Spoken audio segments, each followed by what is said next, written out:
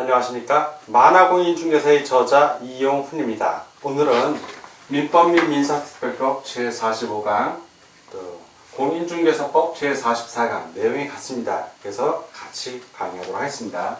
1. 주택임대차보호법 두 번째 시간으로서 4. 차임 등의 증감 청구권 5. 보증금의 우선 변제권과 최우선 변제권 또는 변제액 6. 임차권 등기 명령제도 7. 주택 임차권의 승계에 대해서 같이 공부하도록 하겠습니다.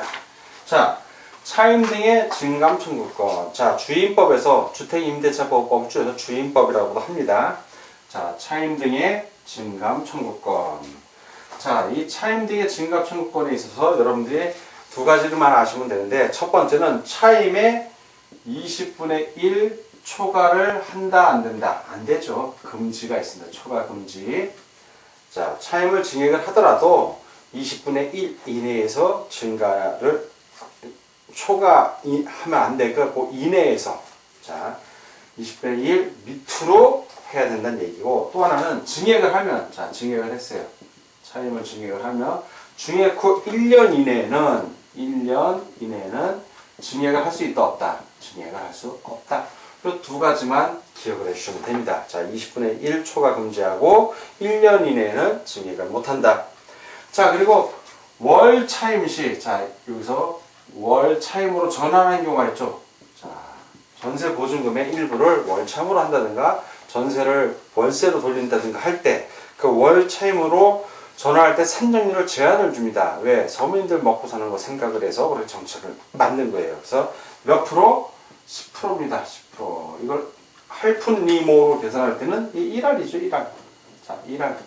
그래 1할 이하입니다. 이하로 전환을 해야 됩니다. 자, 월차임으로 전환을 할 때는 10% 이하, 즉 1할 이하로 전환을 해야 됩니다.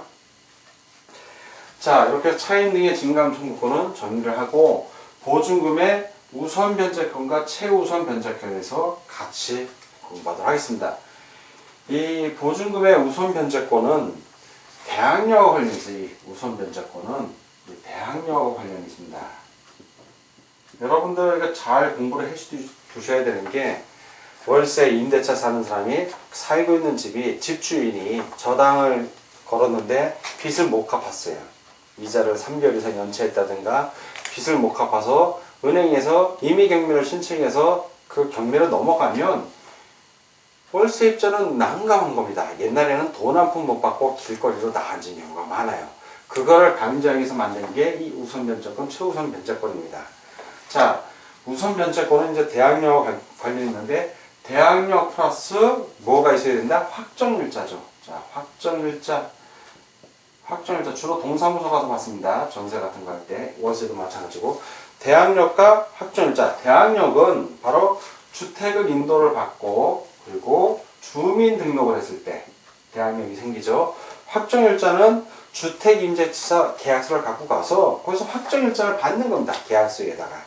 자, 이 두 가지를 하면 이 확정일자 도장을 찍어주는 곳이 세 군데가 있죠. 어디? 동사무소 또는 법원 또는 공증사무소 가서 받으면 되는데, 법원이나 공증사무소는 멉니다. 자기가 살고 있는 지역에서. 동사무소 가서 받으면 돼요.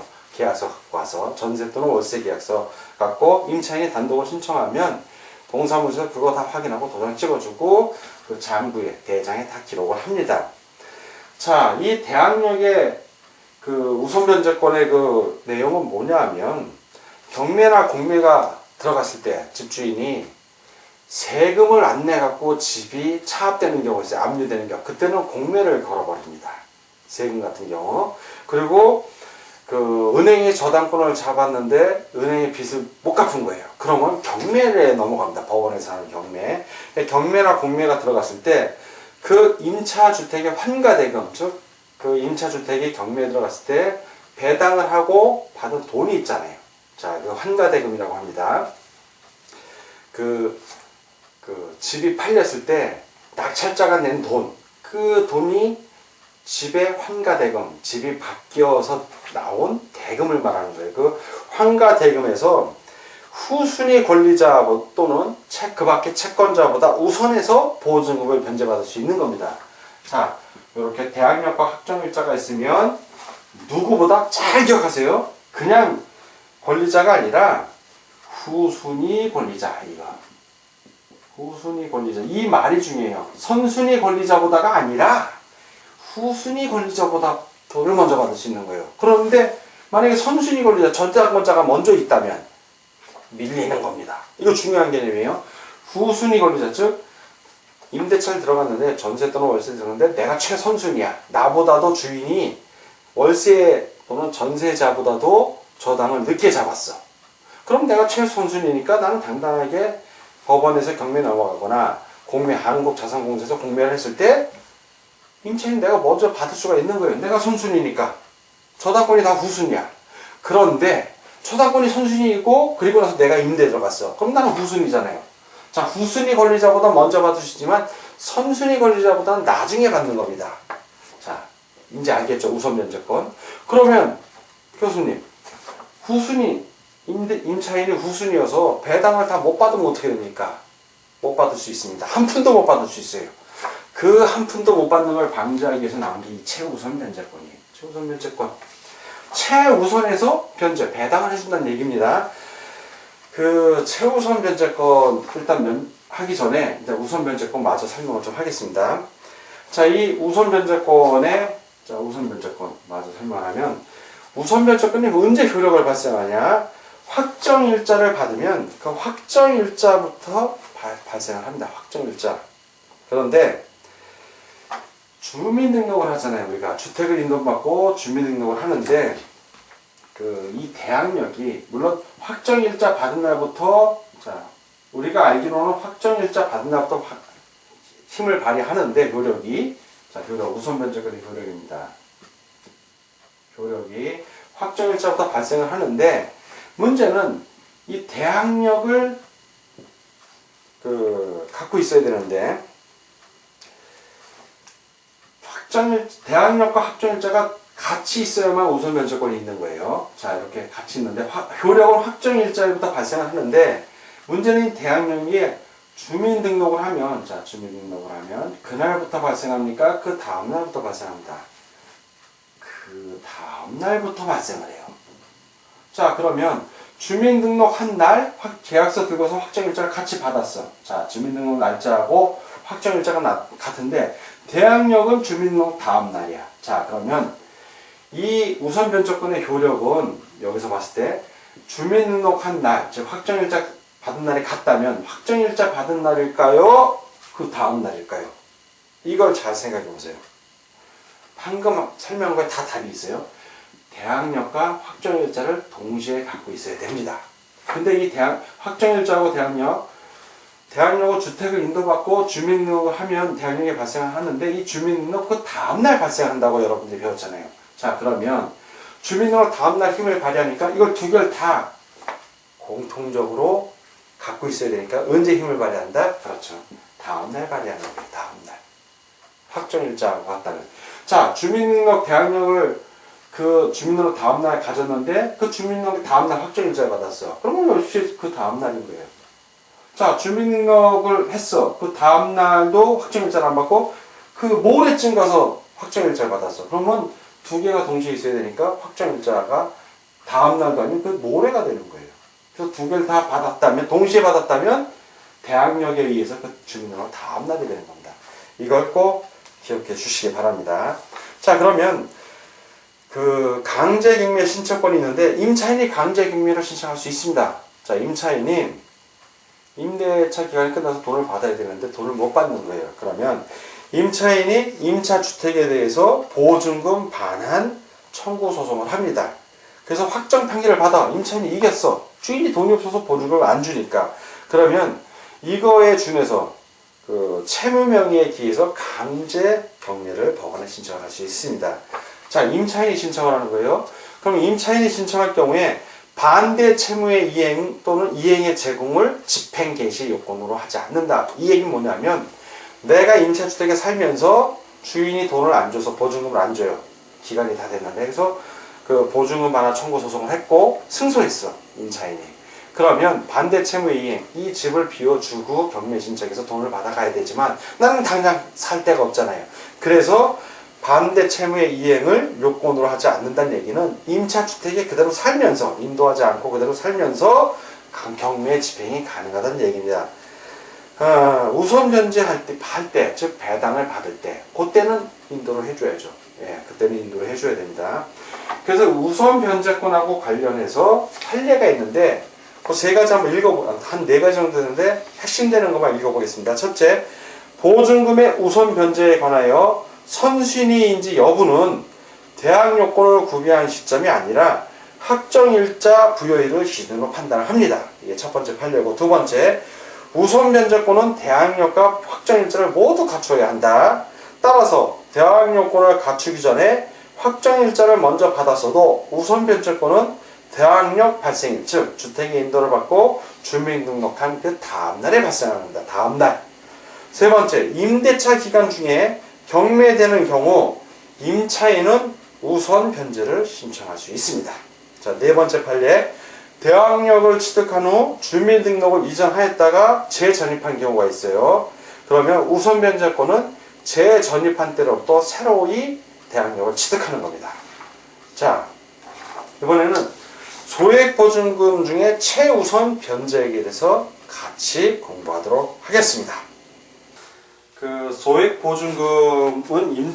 소액보증금의 임차인은 보증금 중 일정 금액, 최우선 변제액입니다. 바로 그 일정 금액을 주택가액의 2분의 1 범위 안에서 다른 담보권자보다 우선하여 변제받을 권리가 있습니다. 그래서 자, 소액보증금 중 최우선 변제권에 그 요건이 있죠, 요건. 자, 요건. 그 소액임차인은 주택에 대한 경매 신청 등기 전에 대항 요건을 갖춰야 돼요. 자, 대항 요건. 대항 요건은 주택을 인도받고 그리고 주민등록이 되어 있어야 됩니다. 자, 주민등록. 요걸 갖춰야만, 이 대항 요건을 갖추어야만 최우선 변제를 받을 수 있습니다. 자, 그리고 그 구체적으로 내용을 좀 알아보면, 자, 도표를 한번 그려보겠습니다. 취업, 소액, 보증금. 이 소액 보증금을 다 받는다는 게 아니라 이 소액 보증금 중에 일정 금액, 그걸 최우선 변제액이라고 합니다. 최우선 변제. 자, 그래서 지역, 서울의 경우에는 자, 소액 보증금 얼마 이하? 1억 원 이하입니다. 1억 원 이하. 자, 1억 원 이하. 그리고 최우선 받을 수 있는 것은 3,400만 원까지 받을 수 있습니다. 3,400만 원. 3,400만 원 이하요. 자, 두 번째, 수도권. 자, 수도권 중 과밀 억제 권역입니다. 그래서 여기는 8,000만 원. 8,000만 원 이하입니다. 8,000만 원. 그래서 최우선 변제액은 2,700만 원. 자, 그리고 이제 광역시 플러스 세종시, 뭐 안산시, 용인시, 김포시, 그리고 광주시, 뭐 이런 데를 말합니다. 근데 이 광역시에서 인천시하고 인천시 제외되죠. 인천시는 수도권으로 들어가니까. 자, 그리고 군지역도 광역시의 군지역 제외됩니다. 자, 이 경우에는 6천만 원입니다. 6천만 원.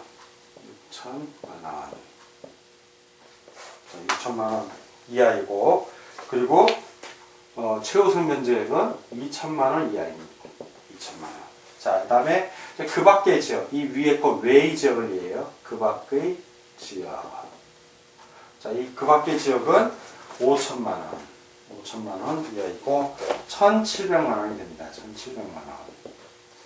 자, 이 소액 임차인이 여러 명인 경우에는 어떻게 하냐? 자, 이 소액 임차인이 다수인 경우에는 모두 동순위로 인정을 해버립니다. 그래서 일단은 임차주택 가액의 2분의 1 범위 안에서 보증금액의 비율에 따라 안분 배당을 합니다. 자, 그러면 예를 들어서 서울에서 1억 원 이하 소액 보증금 한 집이 경매를 넘어갔는데, 구주택에 다가구 주택을 예를 들면요. 자, 1억 원 이하인 사람이 두 사람이 있었습니다. 근데 그 집이 경매로 5천에 넘어갔어요. 그러면 5천의 경매에 넘어갔으면 그 5천의 50%, 그 2분의 1 범위하니까 2,500만 원이죠. 간단하게 산술하면 그렇다는 거예요. 그 2,500만 원을 3,400, 3,400 이렇게 줄 수 없다는 거죠. 2,500 범위 내에서 둘이 안분, 그 비율에 따라 나눠 갖는 겁니다. 그래서 다 3,400만 원이 못 받을 수 있다는 걸 꼭 기억해 두십시오. 자, 그리고 하나의 주택에 임차인이 2명 이상이고 이들이 그 주택에서 가정 공동 생활을 하는 경우에는 이들을 한 명의 임차인으로 보아 이들의 각 보증금을 합산합니다. 역시 이 규정도 같이 알아두시기 바랍니다. 그래서 여러분 요 금액은 거의 금액을 묻는 시험 문제는 거의 나오진 않습니다. 나오진 않는데 되나 이렇다라는 거는 여러분들이 꼭 알아두십시오. 그래서 비율이 곱하기 3하면 됩니다. 3분의 1로 나눠도 되고 1억 3분의 1로 나누면 3.3이죠. 근데 3.3 할 수 없으니까 반올려서 3,400을 하는 거고 6을 3으로 나누면 2,000, 5를 3으로 나누면 뭐 대략 1,700 정도 나옵니다. 8,000 역시 나누면 2,700 정도 나오고 뒤에 자리는 반올림한다고 생각하시면 암기하는데 큰 무리는 없을 겁니다. 자, 그 6. 임차권 등기 명령 제도에 대해서 같이 알아보도록 하겠습니다. 자, 이번에는 6. 임차권 등기 명령 제도에서 같이 알아보도록 하겠습니다. 임차권 등기 명령이라는 것은 임차권을 등기하라고 명령을 내린 거예요. 누가? 법원이 내리는 겁니다. 법원이.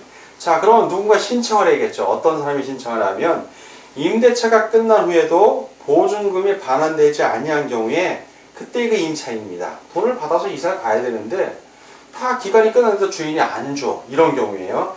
그러면 그 임차인은 임차주택의 소재지를 관할하는 지방법원 또는 지방법원 지원 또는 시군법원에 임차권 등기 명령을 신청할 수 있습니다. 자, 그러면 이 임차권 등기가 종료됐어요. 자, 임차권 등기가 된 겁니다. 임차인이 돈을 못 받아갖고 그 법원에 신청을 해서 법원이 증거에 의해서 그러면 임차권 등기를 명령을 내리면 등기소에서 임차권이 등기됐다고 등기부에 올립니다. 자, 그렇게 임차권 등기가 종료됐을 때 어떤 효력이 있냐? 임차인은 대항력과 우선변제권을 취득을 합니다. 그리고 또한 종전에 대항력이나 우선변제권이 있다면 그게 그대로 유지되는 거예요. 즉 이사를 가도 그 대항력과 우선변제권이 그대로 유지되는 겁니다.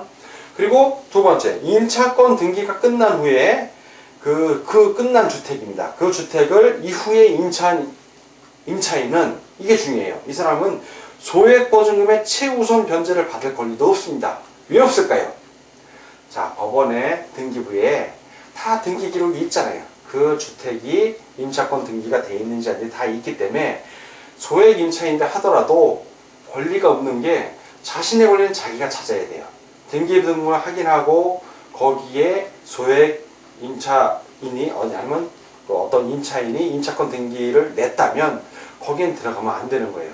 그래서 공인중개사가 필요한 겁니다. 공인중개사들이 그런 거 다 확인하고 등기 등본 확인하고 여기는 안전한 물건인지 아닌지 보고 임차주택을 매매 또는 임차 중개를 해줘야 되는데 이 중개 수수를 아끼려고 본인이 겁 없이 임차를 싸다고 덜컥 거기에 임차를 들어가게 되면 나중에 그 집이 경매에 넘어갔을 때 소액 보증금도 받을 권리가 없는 겁니다. 그래서 공인중개사들의 의무가 막중하다는 걸 여러분들이 꼭 기억하고 공부를 하면 이런 민법이 재밌습니다.